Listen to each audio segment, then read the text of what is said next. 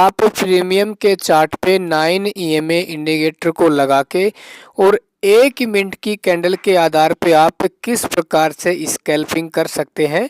तो आपको मैं यहाँ कुछ स्कैल्पिंग करने के कुछ यहाँ पे नियम बताना चाहूँगा। यदि आप इनका पालन करते हैं तो साथियों आप बहुत ही आसानी से एंट्री बनाना सीख सकते हैं। ठीक है, देखो भाई, सबसे पहले आपको 1 मिनट का क्या करना है, चार्ट फ्रेम है वो लगा लेना है। ठीक है, उसके बाद दोस्तों आपको क्या करना है, यहाँ पे आपको 9 ईएमए इंडिकेटर को लगा लेना है। ठीक है, और जैसे आप 9 ईएमए इंडिकेटर को लगाओगे तो आपको यहाँ पे सपोर्ट और जो रेजिस्टेंस है उसको आपको लेवल को ड्रॉ करना है। ठीक है ना, तो सबसे पहले मैंने यहाँ पे क्या किया हुआ है, एक रेजिस्टेंस यहाँ ड्रॉ किया हुआ है। देखो दोस्तों, ऐसे दो स्विंग पॉइंट आपको पकड़ने हैं जहाँ से मार्केट दो बार क्या है, इस हॉरिजॉन्टल लाइन को टकराता है। ठीक है ना, और उसके बाद आपको ये देखना है कोई 1 मिनट की कैंडल है क्या करती है, इस अपने जो ये वाला इंडिकेटर है ना, इसके नीचे की ओर जब क्लोज करती है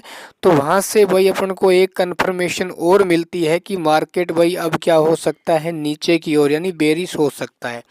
ठीक है ना, पहली कंफर्मेशन क्या थी कि भाई ऊपर अपना एक रेजिस्टेंस था और जब रेजिस्टेंस से मार्केट टकराता है तो चांस होते हैं कि मार्केट नीचे की ओर आएगा।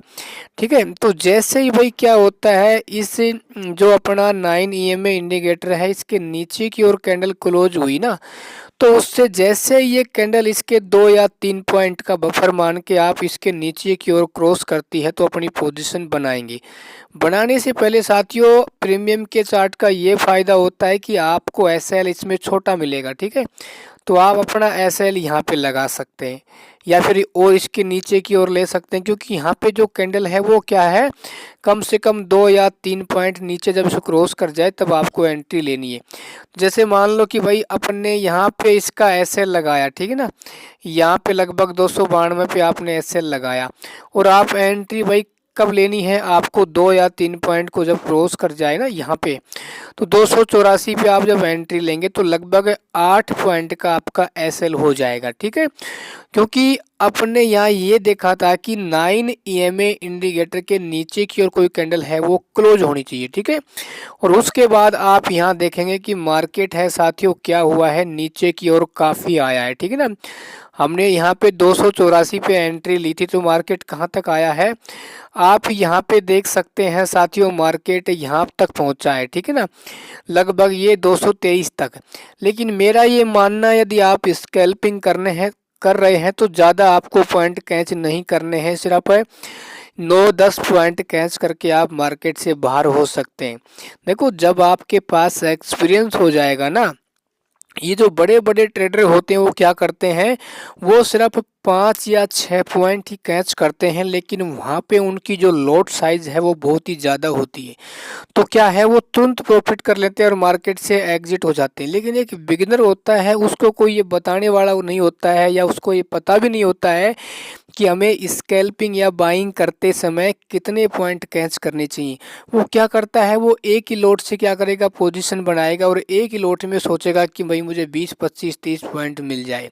लेकिन ऐसा मार्केट बहुत कम करता है और उसको लगभग ये मान के चलना कि भाई 99% उसको लॉस ही कराता है। ठीक है ना, क्योंकि देखो दोस्तों, स्कैल्पिंग क्या होती है, बहुत ही छोटे पॉइंट आपको कैच करने होते हैं। यहाँ पे लॉट साइज है वो आपको ज़्यादा बढ़ाकर काम करना पड़ता है। ठीक है ना, तभी जाके जो बड़े बड़े ट्रेडर हैं वो क्या करते हैं, प्रॉफिट कर पाते हैं।